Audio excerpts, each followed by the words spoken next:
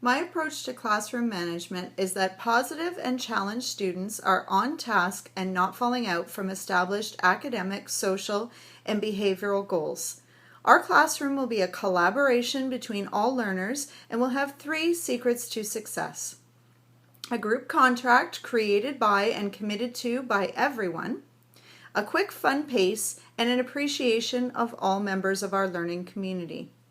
Students will work together and with me on the first day to co-create a classroom agreement that has the participation and built-in buy-in of all members, which will be posted in the classroom in a prominent position. A consistent pace with little downtime leaves less room for behavioral issues to creep in. This means a rotation of activities involving a mix of whole class, individual, and small group work at discussions, centers, and seat work. Students will be given sound cues for activity changes, and the day will involve activity, movement, and changes of state in order to engage all students, and especially those with kinesthetic learning needs. All students in the class will be explicitly taught that there are behaviors and consequences or events that follow the action, primarily positive, and at times where necessary, negative, such as removal or, in other circumstances, presentation. For instance, certain actions and behaviors may lead to time spent with the principal or notifying parents. This will be clearly communicated and understood by all. Positive reinforcement will be emphasized in that certain behaviors may lead to rewards such as more activity choice, more DPA time, earned Friday fun time, more freedoms, and earned choice of seating.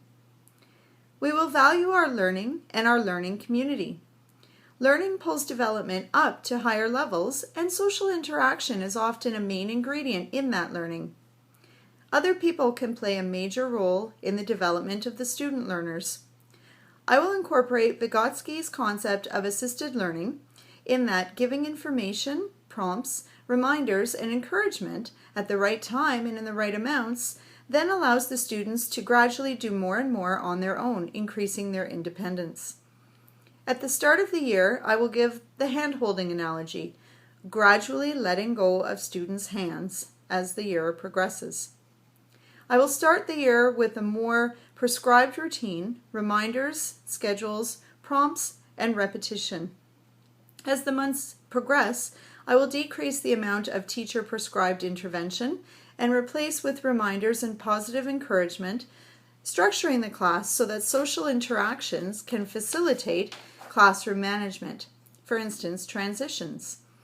Helping students to remember classroom routines, rules, and points about assignments will be integral. This will be accomplished through the use of a signal that is first explicitly taught to cue students that it is time to pay attention to the teacher. And this concept of the cue will be introduced right away and used with consistency throughout the entire year.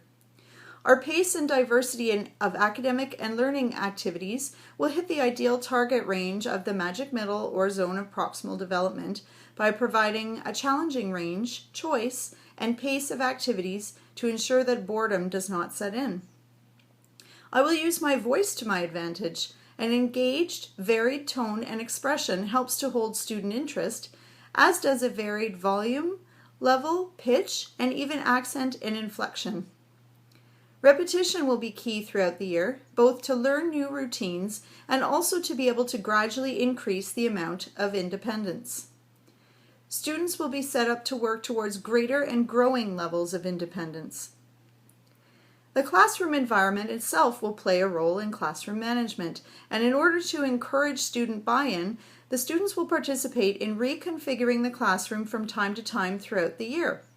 An organized classroom that is designed and redesigned throughout the year with students' input will assist in keeping on task and promoting positive classroom behavior. Clutter is contained. Students will be given clearly labeled and identified places for all of their resources, work, and belongings. The students will have a say in shaping their learning space. This activity is designed to suit different learning preferences and to encourage respect for the spaces and belongings of others through teamwork. By keeping everything positive and emphasizing working together to earn fun activities, and also by being engaged myself as a teacher, the students' behavior should for the most part remain in line with our established goals. Students will be encouraged to follow an escalation system to resolve their own conflicts. And there will be a Peace Corner designed, explicitly taught, and designated for this purpose of independent conflict resolution. Only if things cannot be worked out between the students, then will the teacher become involved. Appreciating all members of our learning community can involve and will involve differentiation, and that fair treatment does not mean the same treatment for one and all. Academic activities will be flexible to fit a variety of student learners. Students will have choice to work at the superintelligence station, which will promote higher concentration and focus for those students who require. Certain students will also benefit from enhanced helping roles and responsibilities within the classroom, and these extra jobs that they can focus on are often very beneficial as a behavior regulator. Our classroom will engage different types of learners, having students self-identify what their strengths are and what their learning needs are, and teaching to these areas and incorporating of different learning styles. For instance, ensuring that lessons have built-in areas for kinesthetic learning and visual learning to provide balance. Our classroom, finally, will value creativity and creative approaches to problem solving. Creativity happens when students can apply their abilities as part of a helpful process in a supportive environment.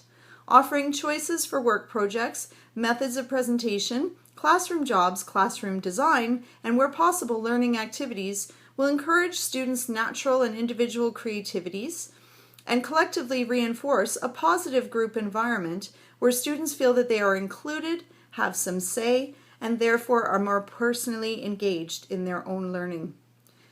All of these things combined should ideally lead to more preferable classroom behaviors and promote stable classroom management. Thank you.